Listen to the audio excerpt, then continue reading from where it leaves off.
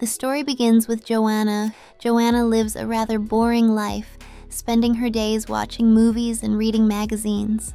However, one day in the movie store, Joanna notices a handsome man, Paolo, who immediately catches her eye. And Paolo wastes no time approaching her to suggest they share a cup of coffee. As they discuss their professions, Joanna suddenly reveals that she suffers from a skin condition that prevents her from going out in the sunlight. Paolo expresses sympathy, but, wanting more than talk, suggests they continue their conversation back at Joanna's house. After some small talk, Paolo's desire overcomes him, and he attempts to kiss Joanna. Though she seemed agreeable at first, Joanna reacts oddly. She rejects his advance, tells him to leave, and forbids him from contacting her again. Confused, Paolo refuses to give up. He calls her house repeatedly to ask for a date, but only the maid answers. This air of secrecy only deepens Paolo's interest in Joanna. One day, Paolo gathers his courage and goes directly to her house. He tells her he doesn't care about her skin condition and will love her exactly as she is.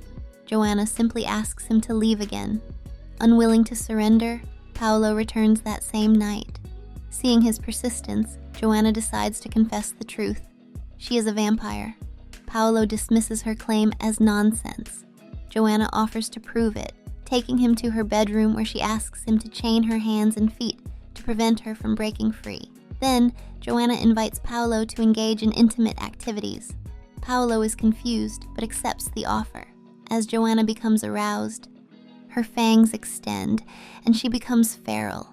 Paolo realizes she was telling the truth but remains unafraid. He begins to unchain her, and they proceed to become passionate. In the heat of the moment, Joanna loses control and bites Paolo. The following day, Paolo wakes up to find he has been turned into a vampire. Joanna begins to explain the key elements of his new existence. She reveals that the maid is a human who has a skin disease that repels their bloodlust, which is why she is safe.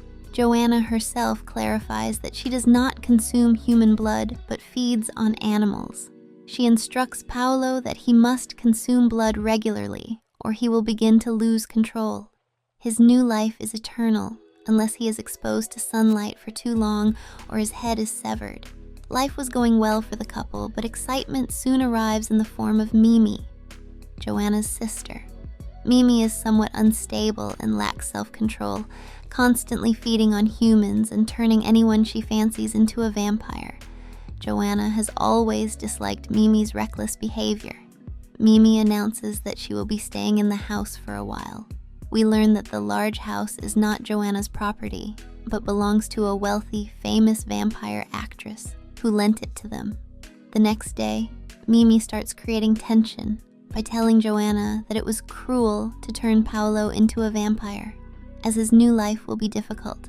Joanna is angered by her sister's presence and behavior.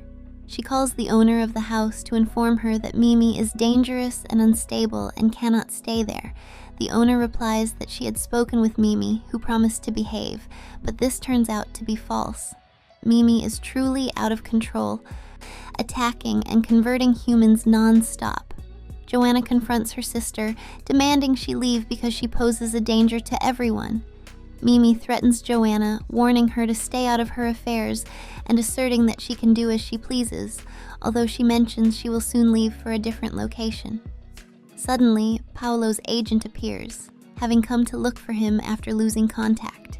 He had inquired at a bar and discovered Paolo's current residence. The agent is impressed by the house.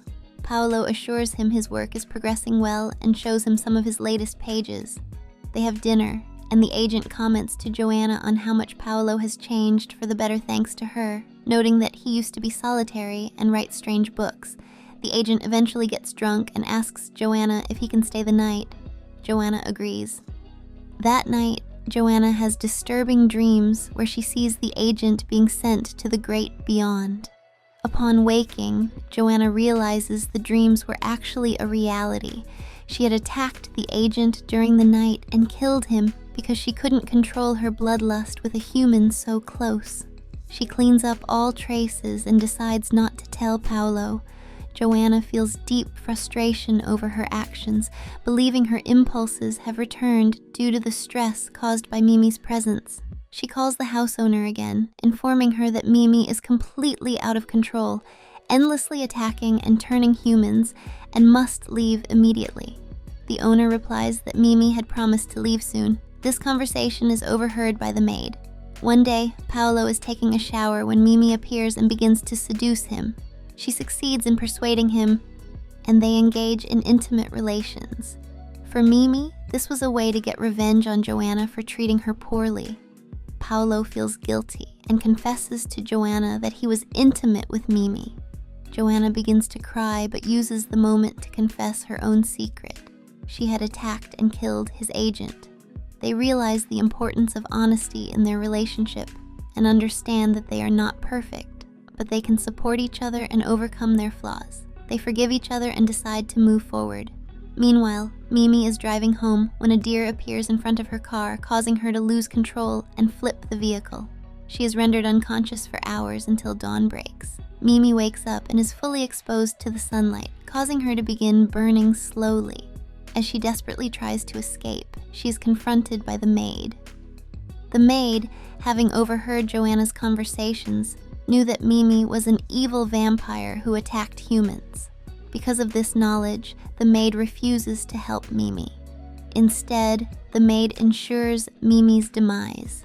She later disposes of the body in a bag.